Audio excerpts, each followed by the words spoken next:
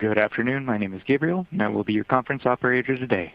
Welcome to Cloudera fourth quarter fiscal 2021 financial results conference call. All participants have been placed in listen-only mode to prevent background noise.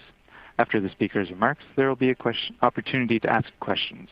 If you would like to ask a question during this time, simply press star, then the number 1 on your telephone keypad. If you would like to withdraw a question, press the pound key. Please note this conference is being recorded. Your host is Kevin Cook, VP Finance, Corporate Development, and Investor Relations. Kevin, you may begin your conference. Thank you, operator. Good afternoon and welcome to Cloudera's fourth quarter fiscal 2021 financial results conference call. We will be discussing the results announced in our press release issued after market close today. We've also posted today's prepared remarks and supplemental materials on Cloudera's Investor Relations website, which in combination with our press release, provide additional information as well as greater accessibility to today's quarterly conference call. From Cloudera with me are Rob Bearden, President and Chief Executive Officer, Jim Frankola, Chief Financial Officer, Arun Murthy, Chief Product Officer, and Mick Hollison, Chief Marketing Officer. During the course of this call, we will make forward-looking statements regarding future events and the future financial performance of the company.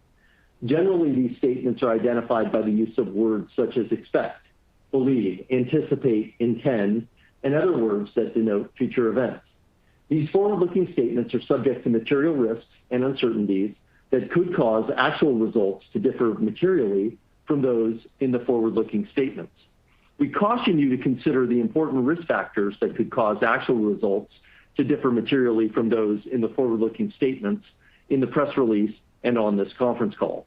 These risk factors are described in our press release and are more fully detailed under the caption Risk Factors in our annual report on Form 10-K, our quarterly reports on Form 10-Q, and our other filings with the SEC. During this call, we will present both GAAP and non-GAAP financial measures. Non-GAAP financial measures exclude stock-based compensation expense, amortization of acquired intangible assets, and extraordinary non-cash real estate impairment charges. These non-GAAP measures are not intended to be considered in isolation from, a substitute for, or superior to our GAAP results, and we encourage you to consider all measures when analyzing Cloudera's performance. All references to operating income are to non-GAAP operating income. For complete information regarding our non-GAAP financial information, the most directly comparable GAAP measures, and a quantitative reconciliation of those figures, please refer to today's press release regarding our fourth quarter results for fiscal 2021. The press release has also been furnished to the SEC as part of a current report on Form 8-K. In addition, please note that the date of this conference call is March 10, 2021, and any forward-looking statements that we make today are based on assumptions that we believe to be reasonable as of this date, including those related to the impacts of COVID-19 on our business and global economic conditions. The forward-looking guidance we will provide today is based on our assumptions as to the macroeconomic environment in which we will be operating. Those assumptions are based on the facts as we know them today. Many of these assumptions relate to matters that are beyond our control and changing rapidly, including but not limited to the time frames for and severity of social distancing and other mitigation requirements related to COVID-19 and the impact of COVID-19 on our customers and partners and its impact on the economy as a whole. Significant changes in the future, whether related to COVID-19 or other factors, could cause us to modify our guidance. We undertake no obligation to update these statements as a result of new information or future events. Now, Rob Bearden, CEO. Thank you, Kevin. Good afternoon, everyone. Thanks for joining us to discuss our fourth quarter and full year fiscal 2021 results. Today, we'll quickly reflect on FY21 accomplishments, discuss how we're positioned for the current fiscal year, and review our financial results in Q4 in detail. And all we executed extremely well in Q4 throughout fiscal year 21, and the opportunity for Cloudera has never been larger. Let's begin with our performance in fourth quarter. Total revenue was $227 million. Subscription revenue was $207 million, and non-GAAP operating income was $50 million. Annualized recurring revenue reached $778 million at the conclusion of the quarter, representing 10% year-over-year organic growth. And it's noteworthy that Cloudera Data Platform, or CDP, demonstrated significant momentum in the quarter. Customers migrating to CDP increased from about 10% of our customer base at the time we reported Q3 to more than 15% of our customer base today, which is well ahead of plan. Most impressively, ARR from CDP now exceeds $60 million of total ARR. And please note that there's no year-over-year growth comparison for CDP, as we've only had hybrid cloud offerings in the market for a few months now. And these early migrations really validate customer demand for a hybrid data cloud platform and the new use cases that we address with CDP. These use cases enable the full data lifecycle from data collection to reporting, predictive analytics, and AI. This adoption momentum and enthusiastic customer feedback demonstrates that we have the right strategy and it's working. The adoption of CDP for hybrid data cloud and data lifecycle use cases is what will drive future growth, and we're happy with our progress today. And we'll spend more time on each of these items later in the call. So in fiscal 21, we delivered on a number of key objectives that set us up for continued success this year. And I'll mention just a few of these accomplishments. First, from a product perspective, we delivered the industry's first cloud-native hybrid and multi-cloud data and analytics platform that meets the needs of large enterprise customers for mission-critical data-driven applications. In addition, we developed an integrated suite of analytics capabilities that service use cases throughout the lifecycle of data from the edge to AI. We also completely rebuilt our data platform with a modern containerized architecture that separates compute and storage, marking the definitive end of the Hadoop era and empowering our customers to migrate to the hybrid data cloud architecture they want. And we executed on a number of critical digital and business transformation initiatives, making everything from CDP trials to customer support faster and easier for our customers and more efficient for our business. From a partnership standpoint, we expanded our hyperscale cloud provider relationships and solidified our partnership with IBM Red Hat, particularly for our private cloud offerings. Importantly, we also produced steady organic growth above expectations and gained efficiencies that drove operating income margins on Non-Gaap basis from -5% for fiscal 2020 to a positive 17% for fiscal 2021. In closing, FY21 was a year of important transformational work, designed to position the company for growth and to capture the market opportunities that are right ahead of us. So as we consider the opportunity for fiscal 22, we remain firmly convicted that enterprises will require a hybrid and multi-cloud data architecture for many years to come. Enterprises want the agility, ease of use, and elasticity of the public cloud and the performance, security, and cost advantages of the private cloud. And only CDP can deliver both, enabling our customers with a modern platform to manage their hybrid architecture and analytics applications. Now let's briefly discuss CDP's traction today. For many of our customers, the general availability of CDP private cloud late last fall started the beginning of their migrations from legacy Cloudera and Hortonworks products to CDP. Over the course of just a few months, nearly 300 customers have begun to move some or all of their workloads to CDP. This represents more than 15% of the customer base and is excellent traction since last quarter. For example, in Q4, we saw strong customer adoption of CDP hybrid, private, and public cloud by customers like Telecom Italia, ExxonMobil, and Daimler. We're extremely pleased with this progress in the short time that our hybrid data cloud offering with CDP has been available. And in terms of the economic impact of CDP, we're seeing that our customers who deploy CDP are going faster than the rest of our customer base. We only have 2 quarters of history, but these customers have a net expansion rate in excess of 120% for the Q3 and Q4 cohort of CDP adopters. And this growth is consistent with our customers moving to modern hybrid data architecture and beginning to deploy new use cases in the cloud. We believe that most of our customers will move the bulk of their existing workloads to CDP private cloud first. As you know, many of our customers have large data sets and manage mission-critical applications that may not be good candidates for public cloud deployments. Their objective is to create a modern hybrid data architecture and to selectively leverage public cloud infrastructure to extend existing use cases and to build complementary new ones. As a public cloud platform, CDP enables customers to easily and rapidly develop new use cases using cloud-native services. And since the introduction of CDP Public Cloud, we've made major advances in product breadth, functionality, and quality to meet the requirements of both existing and new enterprise customers. As a result, we're now in a position to benefit from the key industry trends of data and workload movement to the cloud and customer demand for hybrid solutions. So based on the current momentum, we're expecting the majority of our existing customers will initiate migrations to CDP this year.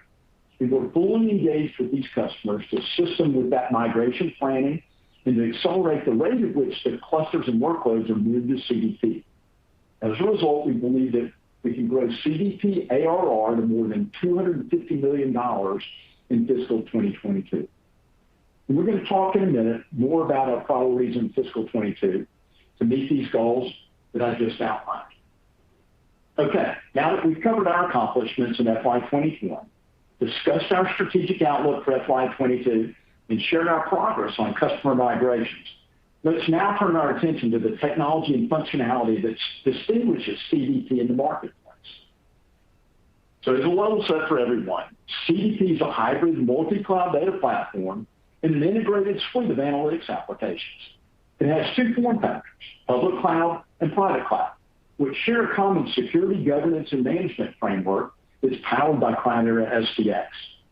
This delivers a hybrid data cloud architecture, which allows our customers to optimize the performance, cost, and security of data-driven applications across the entire enterprise. And this is a completely new architecture that's divorced from what people used to regard as that this allows for easy migration from those legacy platforms to this next generation data cloud. And it's the interoperability of CDP public and private that's highly differentiated, delivering true hybrid cloud functionality. CDP offers our customers one holistic environment that spans multiple public and private clouds. And CDP's separation of compute and storage and its use of Kubernetes container technology also means that the user experience is nearly identical in CDP public and private. Importantly, CDP is also secure by design and supports the full life cycle of data. That means CDP can solve real business problems in a wide variety of use cases for both structured and unstructured data, ranging from streaming analytics to AI. And although the strategy is definitely hybrid and multi-cloud, the advancements we've made recently with our public cloud services are important. Each of these services is built to deliver tremendous value in terms of TCO and ROI for our customers. And this was clearly demonstrated in a recent cloud data warehouse study conducted by an independent third-party analyst firm, and it was published by GigaOm. And in this particular evaluation was an analytics performance test that was derived from the industry standard PPC benchmark. And CDP Data Warehouse ran the field test 20% faster and more cost-effectively than our nearest competitor. And I'd encourage you to check out the results for yourself on the GigaOm website.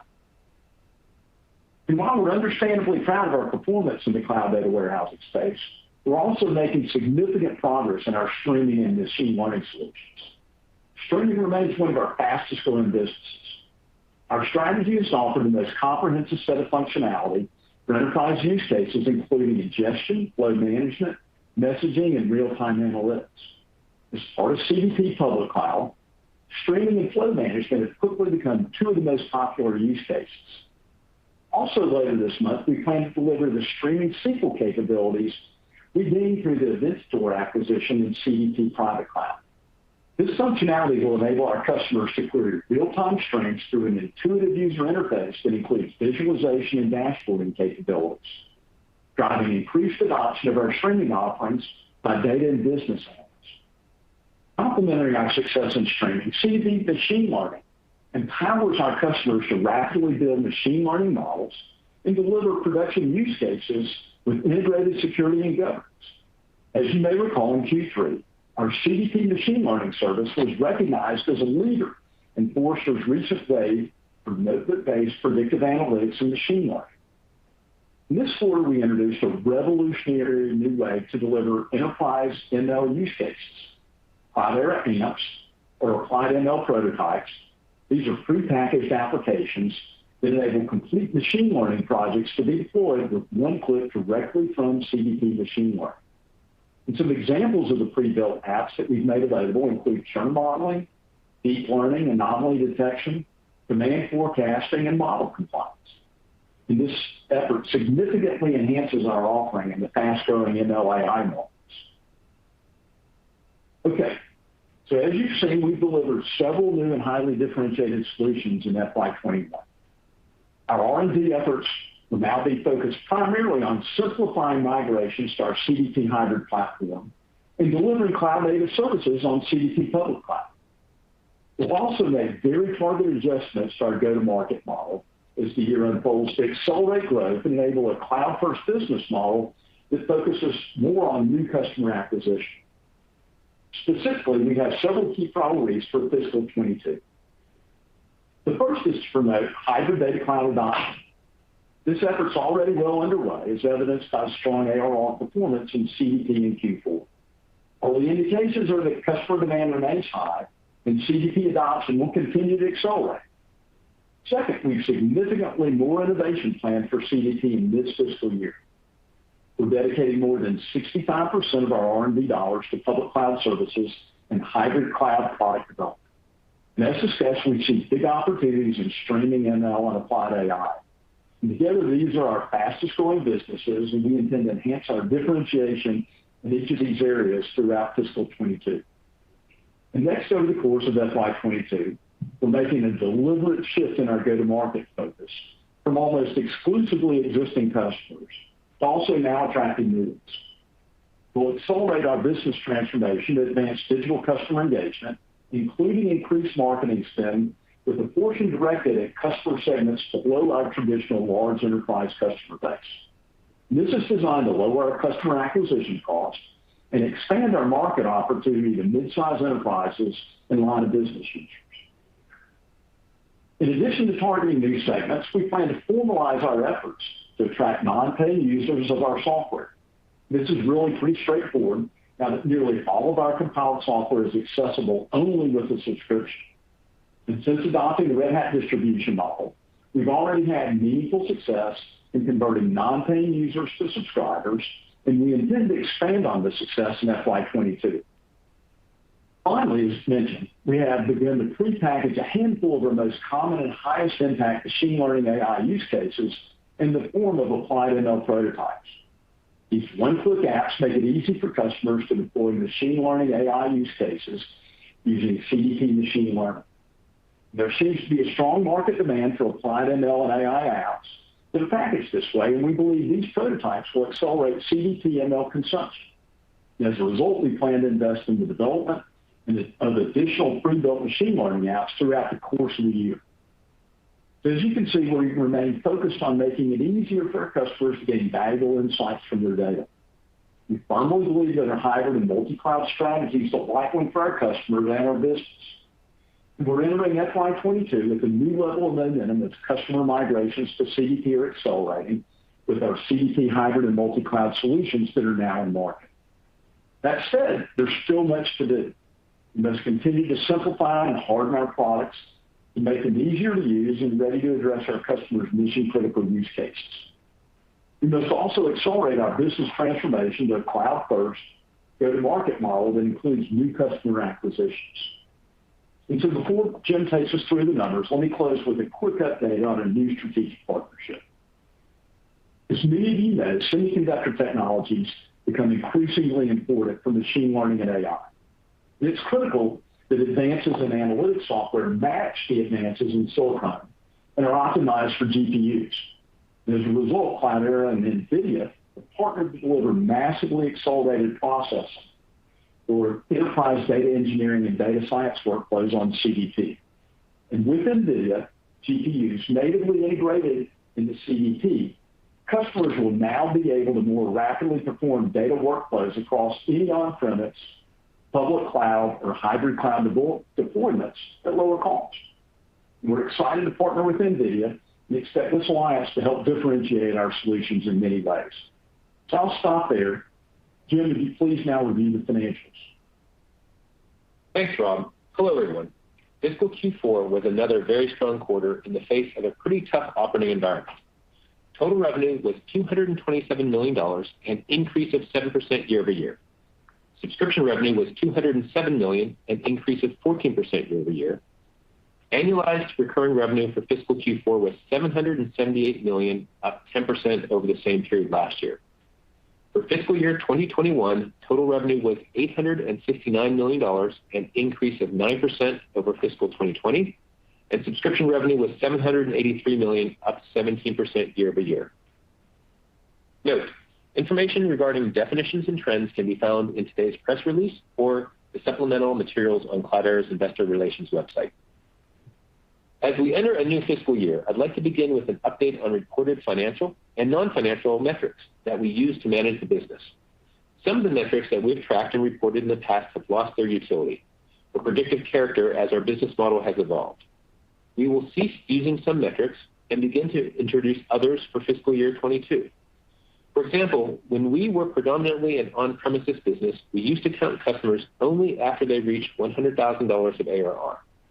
To complete the fiscal 21 disclosure, we concluded Q4 with 1,005 customers who started at or have grown to more than $100,000 of ARR.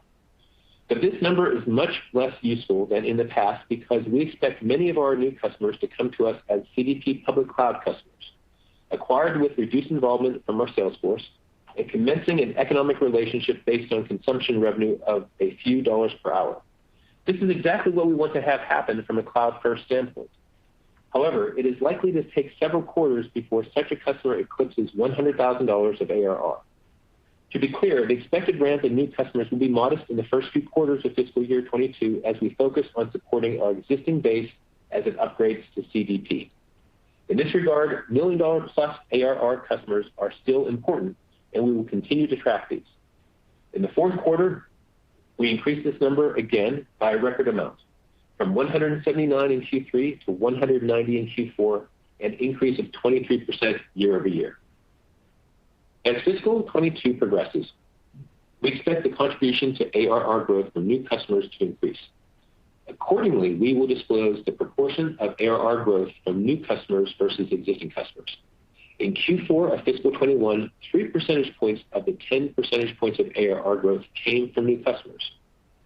With respect to CDP, we will evolve the metrics to match the state of the business.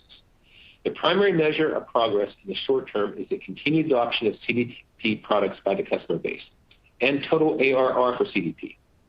Therefore, we will track and share the percentage of existing customers that have initiated an upgrade to CDP, as well as the ARR dollar value and growth rate for CDP. For additional context, while the fourth quarter was marked by record profitability, our operating margin came in roughly 4 percentage points higher than normalized Q4 levels due to lower travel and facilities costs because of the pandemic. Among pandemic-related items, we reviewed our real estate portfolio and have taken a $36 million impairment charge to reflect that anticipated sublease income will be less than lease payments. This expense is reflected in our GAAP results and is excluded from non-GAAP expenses and profitability metrics. Please see the supplemental materials on our Investor Relations website for further information. As I review the remainder of the income statement, note that unless otherwise stated, all references to expenses and operating results are on a non-GAAP basis. Historical non-GAAP results are reconciled to GAAP results in the press release issued earlier today. Our non-GAAP measures exclude stock-based compensation, amortization of M&A-related intangible assets, and extraordinary non-cash real estate impairment charges. Total gross margin for Q4 was 85% compared to 79% in Q4 of last year, driven by subscription gross margin of 91%, up from 88% in the year-ago period. Overall operating income was $50 million for the fourth quarter, representing an operating margin of 22%, a substantial improvement of 17 percentage points compared to Q4 of last year. Operating cash flow for the fourth quarter was $37 million. Top-line growth and ongoing operational efficiencies are driving our strong cash flow. Diluted earnings per share was 15 cents in the fourth quarter compared to 4 cents in the fourth quarter of fiscal 2020. For the full year of fiscal 2021, total gross margin was 83%, compared to 76% for fiscal 2020, while subscription gross margin for the full year was 90% compared to 87% for last year. Operating expenses in fiscal 21 were $572 million, or 66% of revenue, compared to $646 million or 81% of revenue in fiscal 2020. Operating income was $147 million for fiscal 2021, representing an operating margin of 17%, a 22 percentage point improvement from fiscal year 2020. Operating cash flow for the year was $156 million, an improvement of $193 million from the year ago period. Diluted earnings per share was 45 cents in fiscal 2021 compared to a loss per share of 13 cents in fiscal year 2020. Now, turning to the balance sheet, we exited Q4 with $773 million in cash equivalents, marketable securities, and restricted cash, up from $568 million at the conclusion of Q3. Note, in December, we executed a term loan of $500 million on favorable terms, equating to 3.25% floating rate for 7 years. At that time, the board also approved a corresponding $500 million share repurchase authorization. In the fourth quarter, $314 million of the loan proceeds were used to repurchase 26 million shares of common stock. Total contract liabilities were $608 million at the end of the fourth quarter. RPO was $954 million, up 9% year over year. Current RPO grew 13% over last year. Capital expenditures were $3 million in the quarter and $10 million for the full year. I will conclude by providing initial guidance for fiscal Q1 and for fiscal year 22, which is subject to the disclaimers provided at the beginning of the call regarding forward-looking information. We expect Q1 total revenue to be between $216 and $218 million, representing approximately 3% growth compared to Q1 of last year, with subscription revenue in the range of $195 to $197 million, up approximately 5% year over year. Non-GAAP operating income is our primary bottom line metric. We expect operating income for the first quarter to be in the range of $28 to $33 million, or roughly 14% of revenue. Diluted earnings per share for Q1 is projected to be 7 cents to 9 cents. For fiscal year 2022, we expect total revenue to be between $907 and $927 million, representing approximately 6% growth, with subscription revenue in the range of $822 to $832 million, up approximately 6% year over year. We expect to steadily supplant revenue from traditional products with revenue from CDP throughout fiscal 22. By the second half, growing CDP public cloud consumption revenue and CDP expansion activity will begin to push ARR higher. Driven by CDP momentum, we expect ARR to grow by at least 10% year over year for the first 2 quarters of fiscal year 22, and 1 or 2 percentage points faster for the second half of the year. Once again, ARR is the best measure of recurring economic activity and normalizes for the effects of accounting, M&A, and the shift toward 100% open source software. In fiscal 2022, ARR is expected to grow faster than subscription revenue due to an intentional decline in non-recurring revenue, particularly non-recurring engineering. Non-recurring revenue is reflected in subscription revenue on the income statement. Non-recurring revenue is an artifact of our on-premises business and is not strategic. We are managing down these commitments to focus resources on hybrid cloud development. Specifically, we expect our non-recurring revenue to decline from $48 million in fiscal 21 to approximately $20 million in fiscal year 22. To be clear, the recurring component of subscription revenue is expected to grow in line with ARR at 10% or higher. With respect to spending, using fiscal year 21 as a baseline, we expect the following trends in fiscal year 22. Gross margins will be relatively flat as increased operational efficiencies are offset by slightly higher initial costs associated with the support of customers on new offerings. Sales and marketing will increase as a percent of revenue as we make investments in the hybrid data cloud market opportunity and planned CDP adoption. Expense will grow due to increased resources associated with traditional go-to-market motions, as well as investments in digital transformation, in particular creating new go-to-market motions to build awareness and drive consumption of CDP. In addition, we anticipate travel expenses to increase in the second half of the year. R&D will be flat as a percent of revenue as we shift the focus of our engineering teams away from the heavy work required to develop CDP to building increased functionality and extending CDP's reach. G&A expenses, excluding abandoned facilities expenses, will continue to decline slightly. These trends will result in fiscal year 22 operating margins of approximately 16%, down slightly from fiscal year 21 due to the accelerated investments in sales and marketing to support CDP growth. We expect operating income for fiscal 2022 to be in the range of $137 to $147 million. For the year, we expect operating cash flow to be slightly above operating income, despite absorbing approximately $16 million of interest expense. Diluted earnings per share for fiscal 22 is projected to be 35 to 39 cents. Now I'll turn the call back to Rob. Thanks, Jim. Q4 is a clean quarter, and the outlook for Cloudera is better than it's been for some time. We've demonstrated consistently strong execution for several quarters. We've introduced new products to launch cloud-native services. We've stabilized our existing customer base and won their commitment to our new offerings. Now I'm excited to be moving through this transformational phase with a view towards more rapid growth. We've got a $900 million plus revenue stream, and it takes time for CDP adoption to impact that number, particularly as CDP public cloud is an entirely consumption-based revenue model. That said, it's our hybrid data cloud that's driving customer engagement. So the hybrid cloud trend, combined with the exceptional market opportunity for analytics and AI, positions Cloudera nicely. These markets are at the very early stage of development, and CDP enables us to innovate at a faster pace and aggressively acquire new customers. It's a multi-year transition to establish ourselves as the hybrid data cloud category leader, but we're focused on the long term. This year, we plan to methodically advance toward our market rate growth objectives while operating with a sense of urgency in achieving our FY22 objectives. So I'll leave it there, except to say thanks to all those who helped us bring us to this point. In addition to Jim and myself, Marie Murphy, Chief Product Officer, and Nick Hollison, our Chief Marketing Officer, are also available with Jim and I for Q&A. So operator, please begin the Q&A portion of the call. Thank you. As a reminder, to ask a question, you will need to press star 1 on your telephone. To withdraw a question, simply press the pound key. Your first question will come from the line of Chad Bennett of Craig-Hallum. Please go ahead. Great. Thanks for taking my question. So you gave off a lot of metrics there, which are great, and it's great to break out the CDP ARR and your expectations there.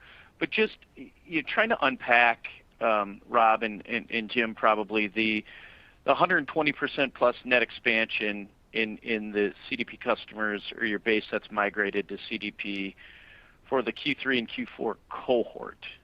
I guess just in plain English, what does that mean? Just, whether they were on Hortonworks distribution or Cloudera distribution before, you're kind of annualizing, the contract and you're seeing 120%. Can you just give further color there?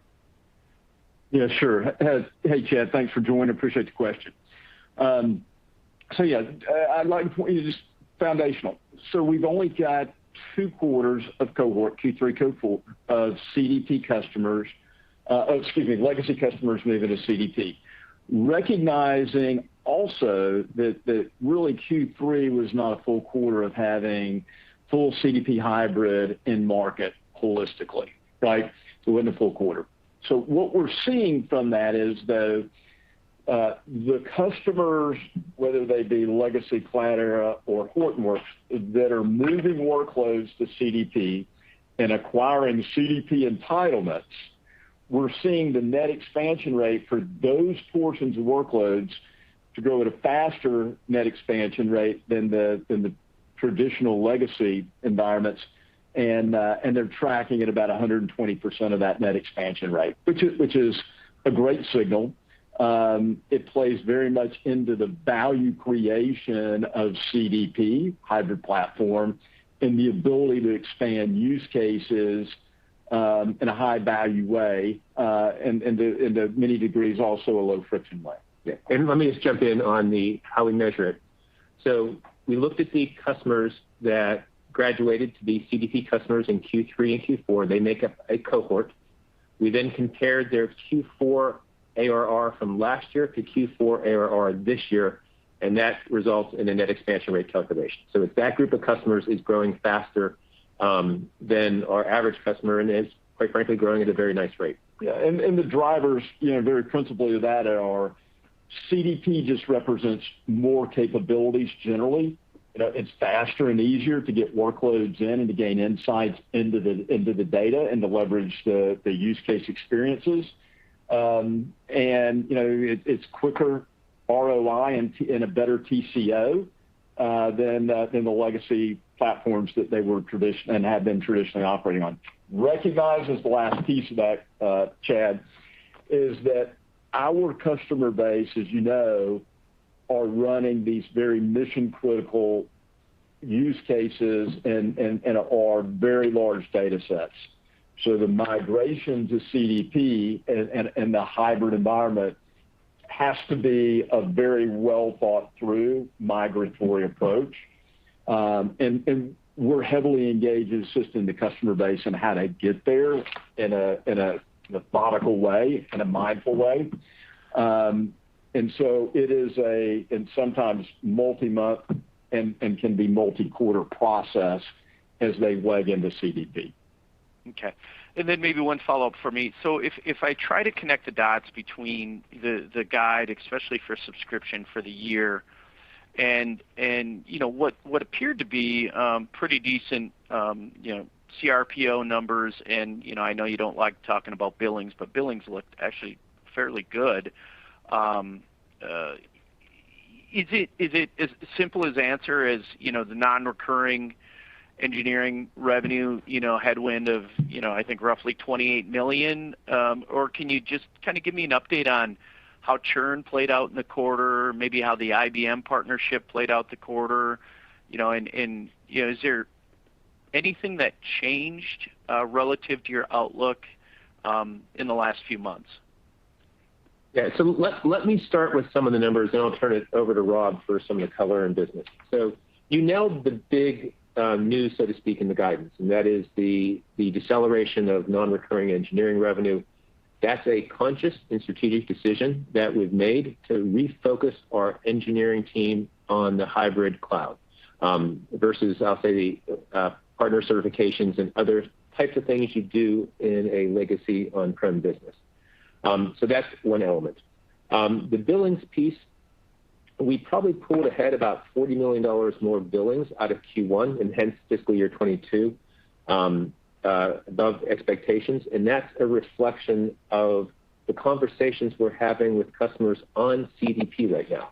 So we're plotting migration plans, we're selling professional services, and that has caused our services bookings to be good in the quarter, and it caused a number of contracts that would normally have been signed in Q1 to be signed in Q4. So that's certainly good news, but it's a left pocket, right pocket. It shifts some billings out of next year.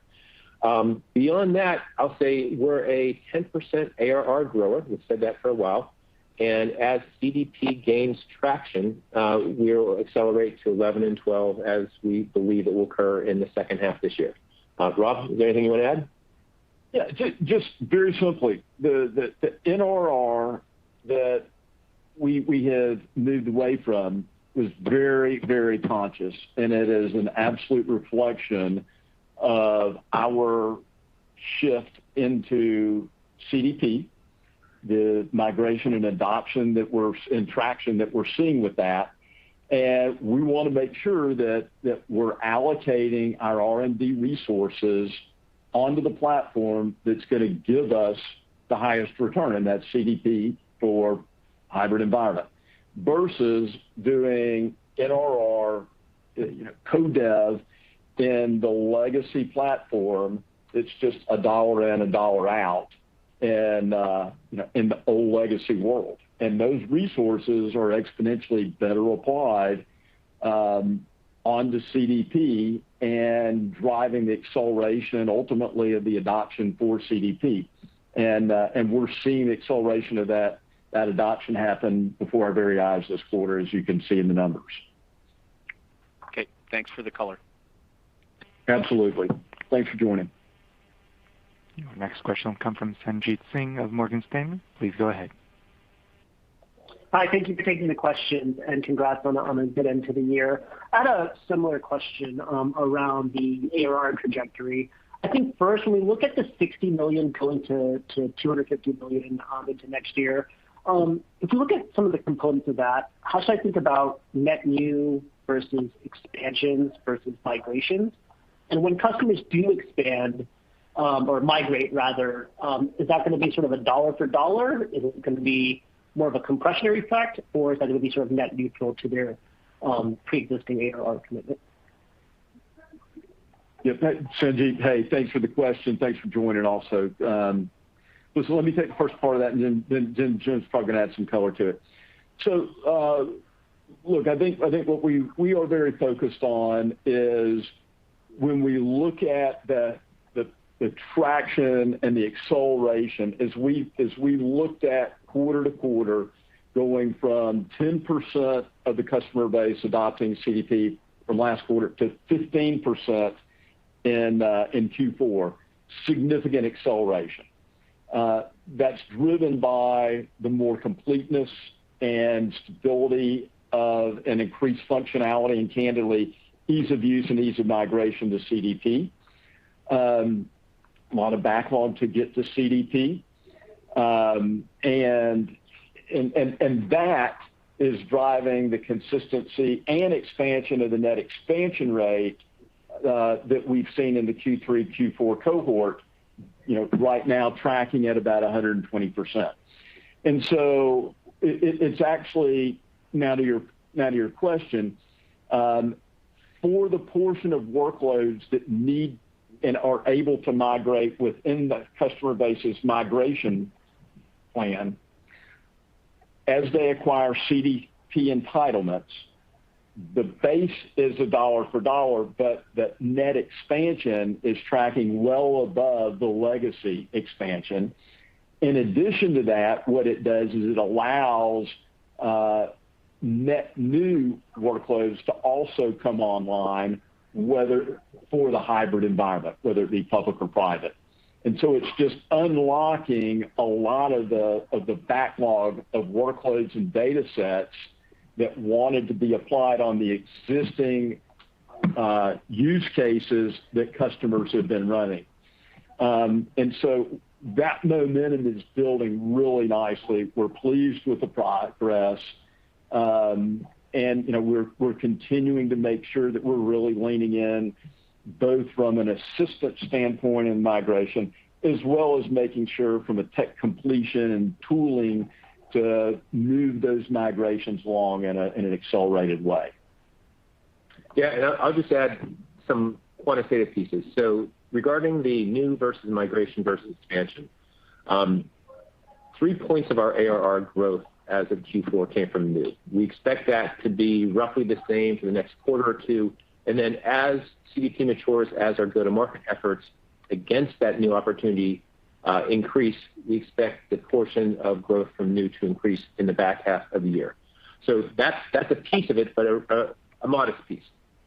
Migration is going to be a big piece. And underneath migration, there's an element that will be a short-term drag on ARR growth. And that is, as customers move from a term license to a prepaid consumption on the public cloud, we recognize revenue on the consumption side of our business when it's consumed.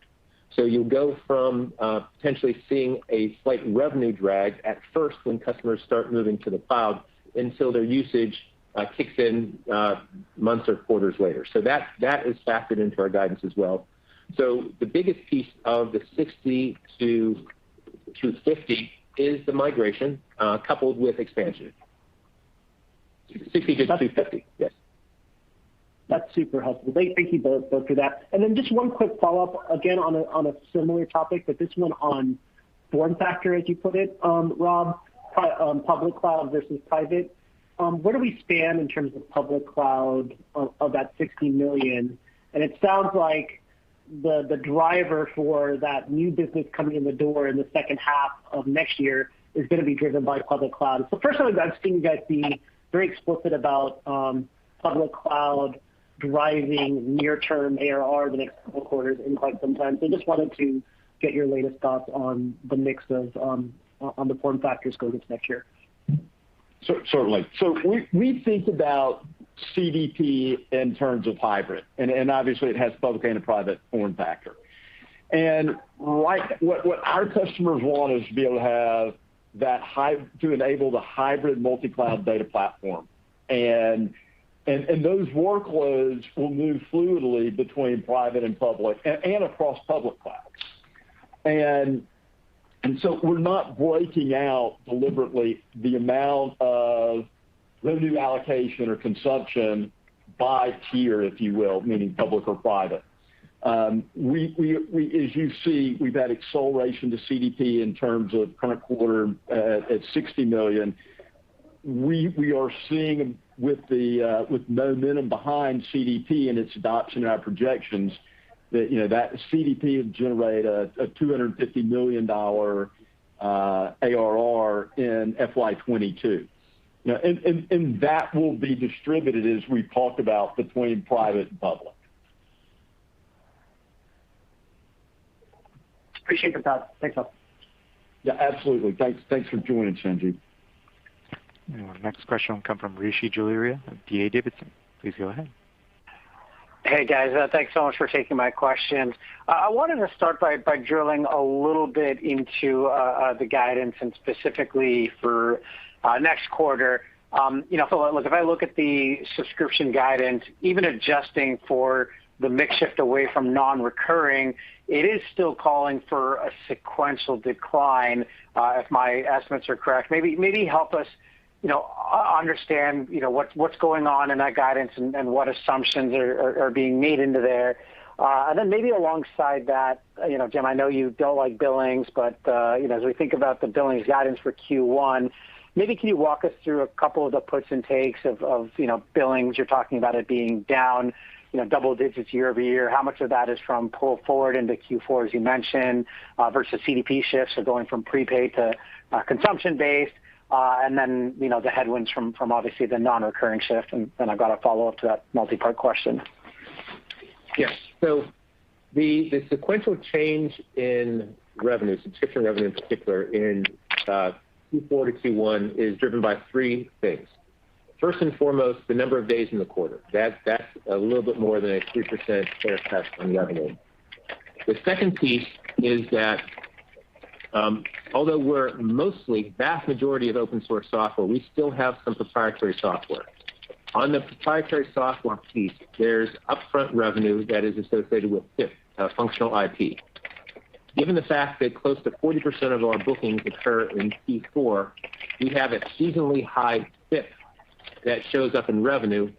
Once again, this is why ARR is the best measure, but you'll see a big decline in that FIP number from Q4 to Q1. And the last piece of it is, and if you go into the supplemental materials, you can see the NRR piece. So NRR is also, non-recurring revenue is also stepping down Q4 to Q1. So those three things are what's driving the sequential decline. If you strip out the non-recurring revenue piece and you look at year-over-year growth rates for our recurring revenue, it's up roughly 10% year-over-year. On the billings piece, it's once again, if you move $40 million of Q4 billings back to Q1 and do the year-over-year math of Q1 and for the full year, I think you'll see growth rates that will approximate what revenue's been. All right, got it. Thanks. That's helpful. And then just on CDP, as a percent of the business, I appreciate the disclosure and great to see it at 8% around there of total ARR. How should we be thinking about that number trending over time? I mean, should it just be a slow ramp up? Should it gradually or massively accelerate? Maybe just help us understand how we should be thinking about the mix shift on CDP as a percent of total ARR. Thanks. Yeah, I'll start. So, big picture, we think that more than half our customers we have started a journey to CDP by the end of this year. If you look at our guidance, well, not guidance, soft guidance for ARR growth, that means that we should have well over $400 million worth of ARR associated with customers who have started that journey. Now, exactly how far each of them will progress and which of their SKUs will be entitled to run CDP, we're just at the very start of this journey. So that's where the 250 comes from. We're pretty confident, very confident of the 250 number. How quickly it progresses to that 250, how much upside there is above that 250, we'll be able to tell you a lot more in 90 days.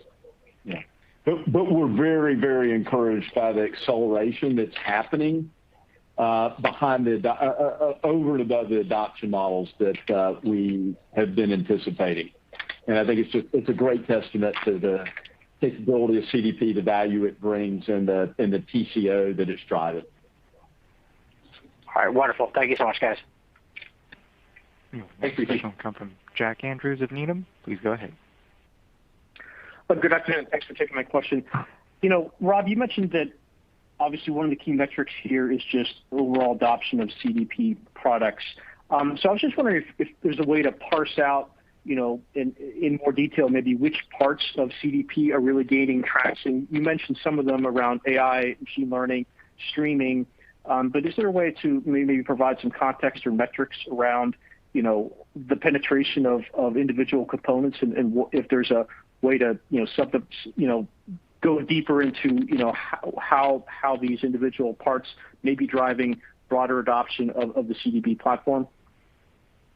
Yeah, I think that's really the real power behind the model, and that you think about CDP as we've talked about in two form factors, public and private, and the highly differentiation and value creation is the interoperability between public and private to enable a true hybrid data architecture, and then to be able to enable the entire life cycle of data and those analytics applications across that hybrid data with a common security and governance platform and framework, right? So with that, what we see then is the initial motion is the legacy customer base between Cloudera and Hortonworks moving to CDP as a hybrid platform, distributing their workloads between private and public. The biggest portion initially go to private. Then we see expansion to either, depending on the workload type, public or private. That embodies the phase one and generally comes with is the numbers, as we talked about in the initial cohorts, are driving about 120% net expansion. Phase two then becomes around that, adding net new workloads to either public or private, but irrespective on the CDP. And then within that, sort of in parallel and beyond, is then enabling the analytics applications for the hybrid platform. And so those in the two fastest growing use cases that we have right now that we've indicated, I think in previous calls, and remains consistent now and in our model through the year, is streaming and ML. Those are growing well above our corporate growth rates. As markets are accelerating, we're getting great acknowledgement of our leadership in these spaces. And we're not breaking out the numbers, but essentially we're seeing about roughly 25% of our ARR is driven from those two use cases in particular. And what we're now seeing is incremental momentum, if you will, is we talked about in some of our prepared remarks. I talked about some of our prepared remarks, the things that we're doing with AMPs, and those are the pre-built apps for machine learning. And as you're aware, just to refresh everybody on the call, many of our customers in the big regulated industry that are heavily data driven and digital transformations are underway in those industries and across our customers, and those are in healthcare, manufacturing, telco, financial services. What they have done is built those mission critical applications and use cases for things like anomaly detection, fraud, demand forecasting, churn, money laundering, network load management, et cetera, et cetera, et cetera. We've been able to leverage our relationships from a co-dev standpoint and be able to take those industry templates, put them across the machine learning platform and be able to get high value, single click through to deploy these workloads onto CDP in a very accelerated time frame. So that's driving incremental expansion across our customer base and also allowing us to move to acquiring new customers in new market sectors and expanding our presence in existing industries we've got strongholds in. So it's beginning to have a compounding effect, and it's just, it's a great testament to CDP now coming online and, the improvement in the ease of use of the platform. And now we're able to take the life cycle experiences, lay on to CDP hybrid, create more value, more traction. And, as we talked about, again, this is another great example of why we don't want to spend resources on doing legacy NRR work that don't have return and impact for the future. We prefer to move those resources onto things like building more amps and more of the life cycle service functionality, because it's going to accelerate adoption of CDP and drive net expansion faster. I really appreciate that answer. That's super helpful. Just as a quick follow-up, Rob, you'd mentioned that one of your new priorities, which you touched on here in your answer, is just bringing on board new customers to Cloudera.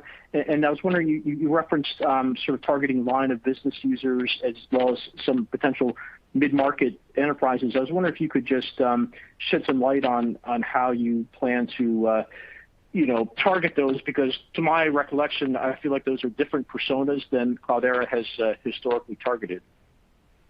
It has been a good question. I appreciate you putting that out there.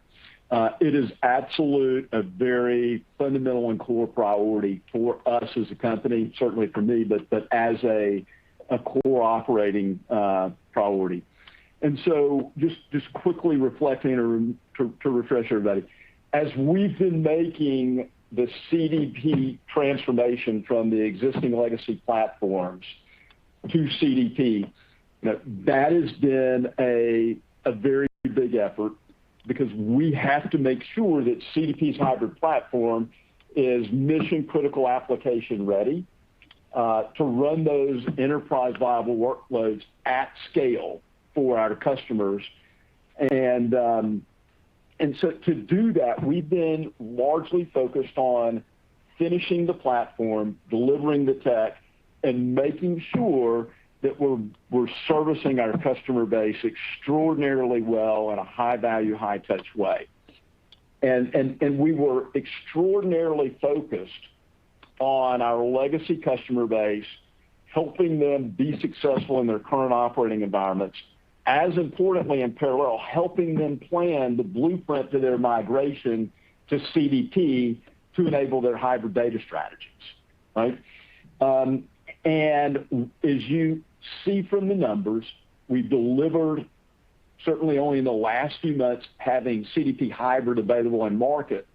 But the work we've done with our legacy customer base and the planning process we've gone through to get them moving is clearly showing up very quickly, moving from 10 to 15% of the customer base to CDP, driving $60 million in ARR, and another incremental 35% of the customer base by the end of the year, moving us to around a $250+ million CDP ARR. But what that really now does is give us the ability, with the completion of CDP, to now leverage the work that Nick and his team has been driving around digital transformation and the go-to-market motion that Scott and his team have built, to now we can take through our product packaging, through our digital motion, and get to a new customer base in the mid-market that we've not been able to cost effectively either touch or cover, as well as now be able to take either digitally and or the life cycle experiences on a very targeted basis to the line of business users, all of which will will drive net new adoption in terms of those CDP platform as well as the lifecycle applications. So we're super excited, as you can tell. The work that the team's been doing, certainly over the last 12 to 15 months, has put us in this position that now we can roll in and execute on with the completion of the product and the enablement of the go-to-market motion and the digital transformation progress that we've made over the last 12 months. Got it. No, that's really helpful. Thank you for taking my questions. Our next question Thanks, Jeff. comes in Crane of Bernstein. Please go ahead. Hi, gentlemen. Thanks for taking my question. I was wondering if you could give me a little bit of elaboration on how the pipeline in Q4, both for new customers as well as existing customer expansion, maybe compares to that ending Q2 and Q3. And then regarding CRPO growing 16%, over 50% faster than ARR this quarter, to me that seems incredibly bullish, and I think I understand the dynamics there, but I would love to hear kind of in your words the third grade level explanation of how to reconcile the much faster CRPO growth with ARR. Thanks. Okay, I'll start with the RPO. Hit pipeline real briefly, Rob can add color. So my notes on RPO show that total RPO growth on a year-over-year basis is 9%. Current RPO on a year-over-year basis is 13%. So the 13% is just a couple points higher than our 10% ARR growth. RPO does not include contracts with termination for convenience, and there's some other factors that will cause it to move slightly differently than ARR. I'll say if you look at our current RPO over the past several quarters, you'll see the growth rate averaging to be roughly ARR. Now, I always point you back to ARR as the best measure for both the economic activity that exists as of the end of the quarter and a predictor of where revenue is going to be in the future. Regarding the pipeline in Q4, pipeline growth in Q4 is good. Conversion rates are also very good in the quarter, so we're pleased with how the market's developing. On the new versus existing, right now our focus is still primarily on our existing customers. The efforts that Rob talks about on new are forming now. They're starting to gain traction, but we aren't really counting on a big difference in the amount of new bookings until the back half of the year. Right. Yeah, just to quickly touch on that, there has been a lot of work that's been done and a very disciplined operating cadence within our overall motion to go from building pipeline through the various segments from field, digital, and direct, as well as really learning and being very effective at becoming much more efficient in converting that pipeline ultimately into monetization. And being able to do that in a way where we've been able to move into begin to move toward the mid-market and line of business and make those conversions in a way that will be contributory in this year going forward, and we'll have the ability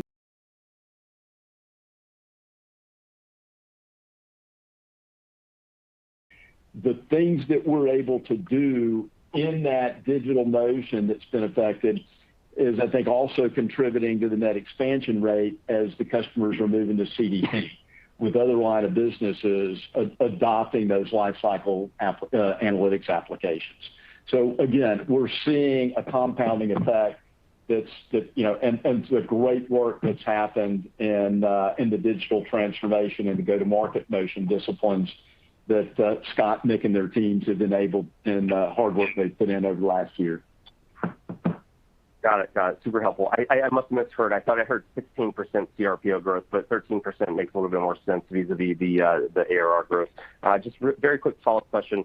The net dollar expansion rate or net retention rate, whatever you prefer to call it, how does that compare for those that have migrated to CDP public versus those that have migrated to CDP private. And I ask that as an aspirational question, recognizing you may not have enough data yet on the CDP public side. And once again, I'll echo what Rob said earlier. That's not how we look at the business. These customers are moving to the CDP cloud, hybrid cloud, public and private. We don't have it broken out. Got it. Okay, great. Well, thanks very much. Congrats, guys. Yeah, thanks. Appreciate it, Zane. Our next question will come from Nehal Chokshi of Northland. Please go ahead. Thank you. Thanks for taking my question.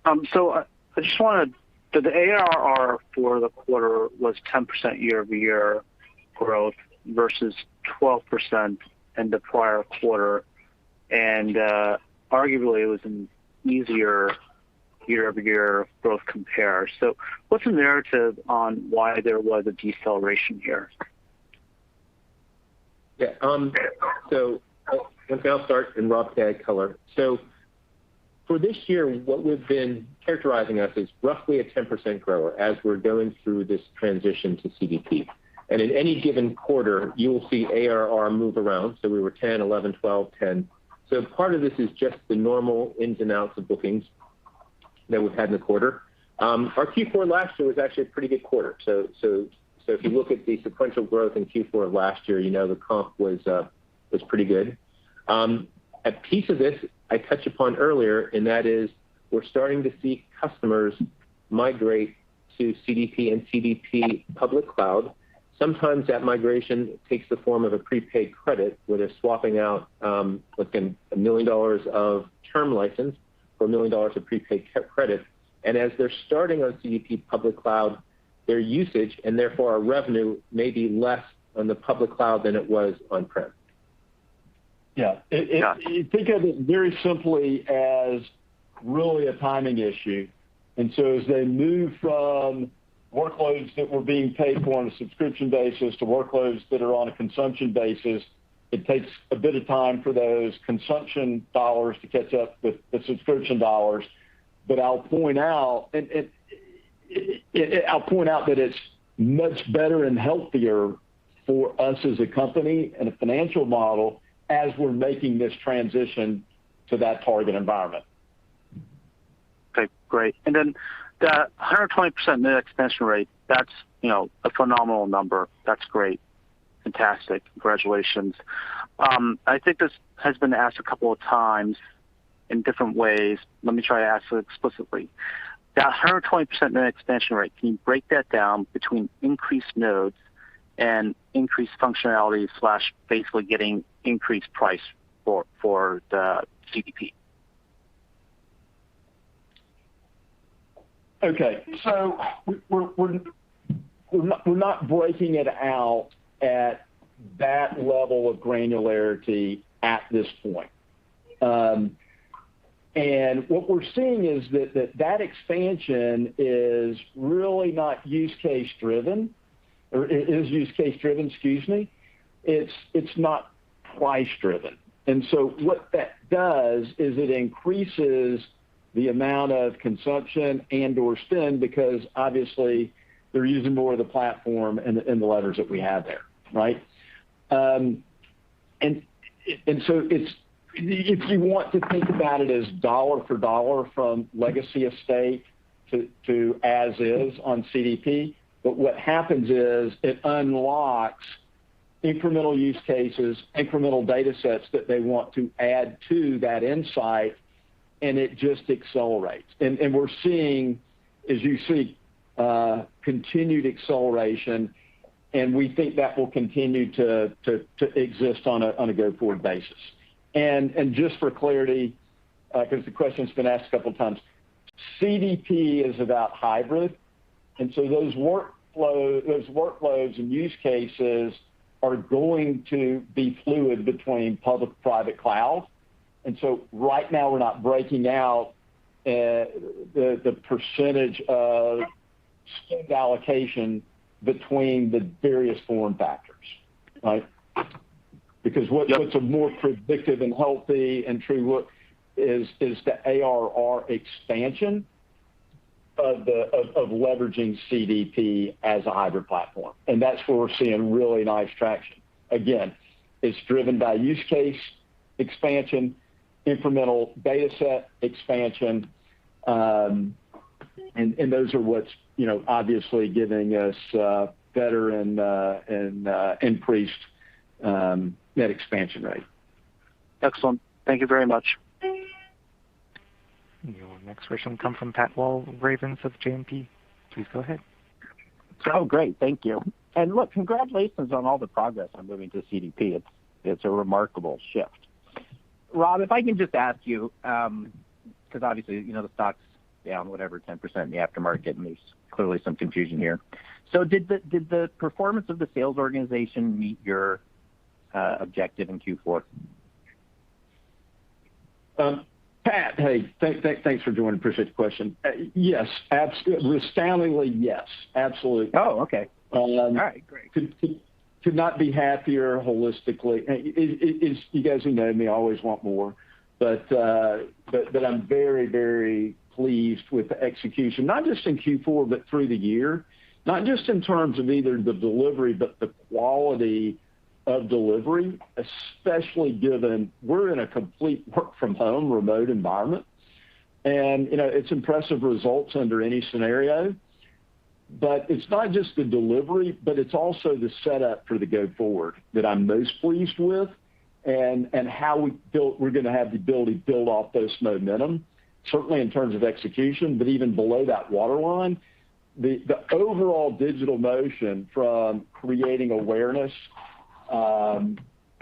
going through a digital education process, generating a great pipeline, and getting very, very efficient in the conversion of that pipeline to the position of monetization. That's what I'm incredibly happy about, because that gives us the setup and the platform for obviously continued scale and being very comfortable in executing the model we've outlined for you guys. But as importantly, give us the ability to start touching those new market sectors. We talked about mid-market and going to line of business, and it's giving us the platform and reach to be able to now go implement and execute on that. And that's a very long yes, but it's much more than about just yes, happy about the execution. All right, that's great. And then my follow-up, Jim, is going to be for you, which is I'm sure you realized as you were preparing for this call the stock was going to do in the aftermarket what it's doing. And so what do you think is, if there's one or two really important things that you think we need to take away from this, and then maybe we don't understand as well as we should, what are they? It's the NRR, ARR dynamics. Once again, we put a slide in our supplemental deck to try to give greater transparency. And the messaging is, once again, ARR growth of 10% for the first part of next year, accelerating in the second half. The recurring element of subscription revenue will be growing at that same rate of ARR. So you can see that the entire story in terms of soft revenue growth guidance for next year is all due to NRR. And then as we discussed, that's a conscious, very strategic decision we made over the course of last year to reprioritize our engineering resources toward the hybrid cloud. Okay, great. Thank you both. Thanks, Pat. Thanks for the question. We have no further questions at this time. I'll now turn the call back over to the presenters for closing remarks.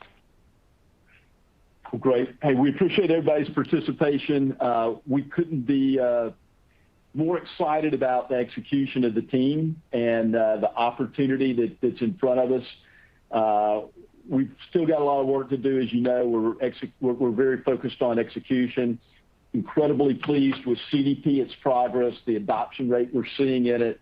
We're obviously focused on continuing to make it easier to use, faster to migrate to, but we're clearly delivering the hybrid data platform that's leading the industry, and we know for a fact that the enterprise requires a hybrid data architecture for many years to come, and we're incredibly well positioned with it. And looking forward to a great FY22 with the team and with all of you. So stay tuned and look forward to seeing you guys in about another 90 days.